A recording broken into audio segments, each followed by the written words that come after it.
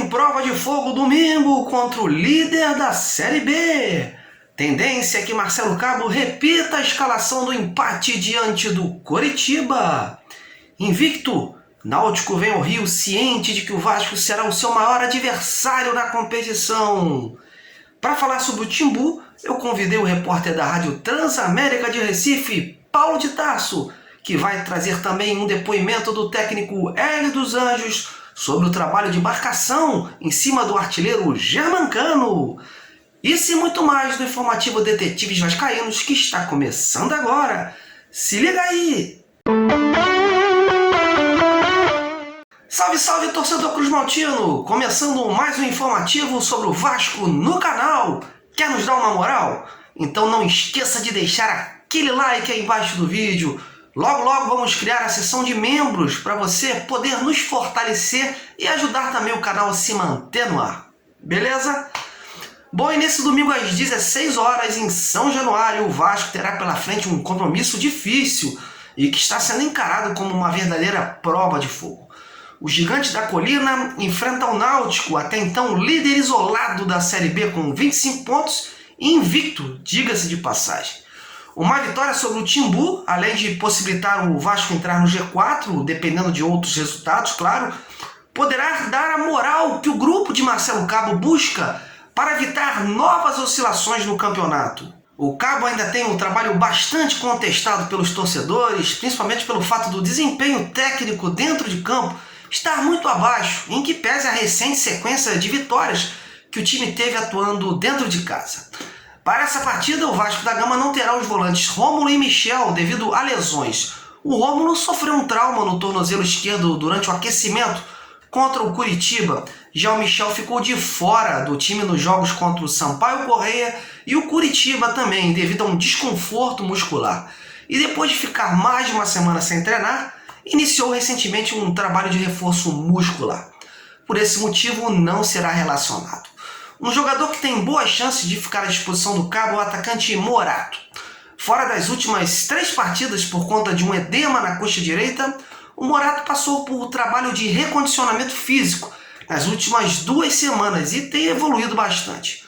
O treino desse sábado deverá ser crucial para confirmar sua participação ou não nessa partida. E se não tiver nenhuma outra baixa de última hora, há uma forte tendência diante do Náutico do técnico Marcelo Cabo repetir a equipe que iniciou a partida contra o Coritiba, com Vanderlei, Léo Matos, Hernando, Castanho e Zeca, Andrei, Galarza, Marquinhos Gabriel e MT, e na frente o Peck e o Germancano. Em 7º lugar com 17 pontos, o Vasco vai em busca da 5ª vitória consecutiva, atuando em São Januário para se aproximar do G4. E o adversário do Vasco? Bom, o Náutico é líder da Série B e ainda não perdeu na competição. O técnico Hélio dos Anjos usou essa semana para preparar bastante a equipe em busca de um bom resultado em São Januário. Mas quem vai falar do Timbu será o colega Paulo de Tarso, da Rádio Transamérica de Recife. Eu convidei o Paulo ontem e agora ele traz as últimas informações do Náutico. Fala aí, Paulo! E aí, galera, tudo beleza por aí? Chegando aqui do Recife e falando sobre o próximo adversário do Vasco, a equipe do Náutico, o Timbu pernambucano, o confronto que acontece neste domingo em São Januário. Para o jogo do domingo, o técnico Hélio dos Anjos deve ter a volta do atacante Chiesa, que está recuperado de sintomas de chikungunya. 4 atletas, porém, continuam em recuperação. E, particularmente, eu acredito que a maioria não vai para essa partida. Goleiro Alex Alves, lateral Hereda e 2 zagueiros, Camutanga e Iago Silva. E é no sistema defensivo onde mora a maior dúvida e maior problema também do técnico Hélio dos Anjos. Caso o Camutanga seja vetado, como também o Iago, o volante Matheus Trindade vai para o sistema defensivo jogar de forma improvisada. No gol Jefferson, na direita Brian, Camutanga e Iago em observação. Se não der para eles, o Trindade sai do meio e vai para a zaga, ao lado de Carlão. Marcelão, na esquerda Rafinha, meio campo Djavan, Guilherme, Nunes, Marcial, Haldney, Jean Carlos, Vinícius e a provável volta de Chiesa para o setor de ataque. Do Recife, com as últimas do Náutico, o repórter Paulo de Tasso. Bom, e hoje também teve uma coletiva do técnico Hélio dos Anjos lá em Recife, e o repórter Paulo de Tasso participou dela e fez inclusive uma pergunta bem interessante sobre o artilheiro do Vasco, Germancano, que era motivo de preocupação de muitos adversários. Será que tem como parar o gringo? Bom, confira aí a pergunta e a resposta do técnico do Náutico sobre Germancano. Hélio, bom dia. Eu queria saber se você orientou seus atletas sobre o perigo que se chama Germancano, um atleta goleador, talvez o ponto alto do Vasco. Marcação individual, isso não vai acontecer, né? Porque no futebol moderno isso praticamente não existe. Mas é redobrar a atenção em relação a ele. Aqui quem fala é Paulo de Tasso, repórter da Rádio Transamérica. Obrigado. Olha, Paulo, o Cano é um exímio definidor, né? É um jogador misto nas suas características, né?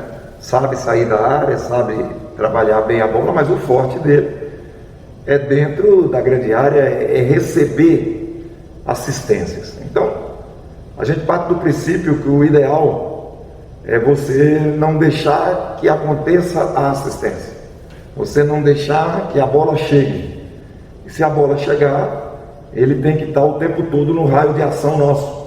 Mesmo ele estando no raio de ação dos zagueiros ou de qualquer jogador que seja, ele é um expert como definidor.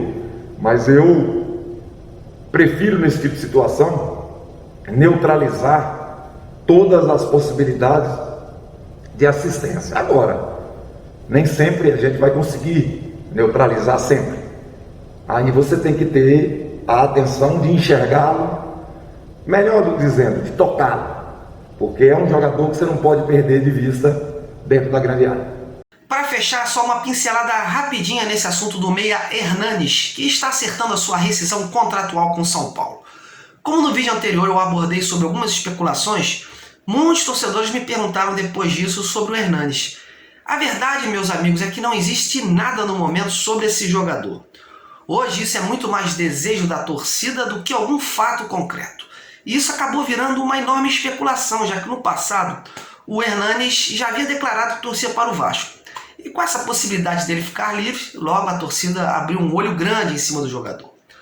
Hoje, inclusive, eu tentei falar com o empresário dele, o Joseph Lee, mas eu não obtive retorno até então. Bom, meus amigos, eu vou ficando por aqui, ok? Espero que tenham gostado desse conteúdo, continuem se inscrevendo, pois dedicação e seriedade não vão faltar por aqui. Grande abraço a todos, fiquem com Deus e até a próxima!